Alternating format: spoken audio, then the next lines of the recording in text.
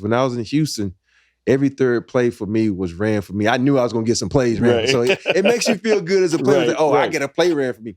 And then you come to the Lakers and you got all this talent. I'm like, can I get one play? You know what? Then you don't get any plays. And of course, go to San Antonio, you don't get.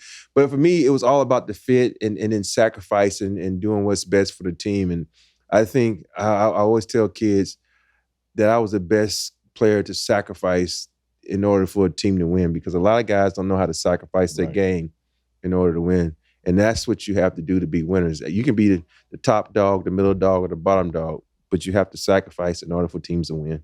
You know what? I know that in my eyes that you and I had a lot in common, when I played the game, and you the same way. You could have went to a number of different teams and averaged 20 points a game. I know back in my day, I could have, Jerry West was always one of those guys that's like, we could trade you.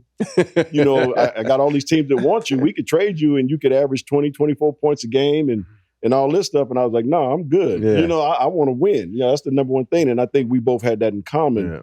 Yeah. But also, I think a term that we use a lot now in the NBA, stretch fours. Nobody used that term back in those days. You know what I'm saying? And you were one of the first guys at 6'10" that could knock down threes on a consistent basis.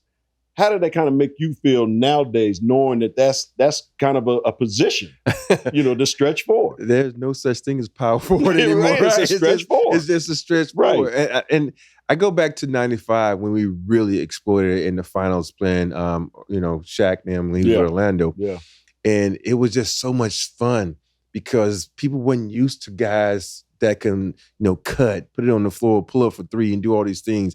And Horace Grant, I love the guy, played with the guy one champion. I love Horace. He couldn't guard me. Right. It was like, okay, what is this guy? And I think Horace Grant was, one of those guys that could do a little bit of everything, but he just couldn't pull out because he wasn't used to it. When I say pull out to the wing, I shouldn't say it like that, pull out, but pull out to the wing.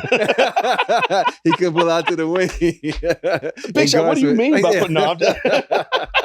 Pull out?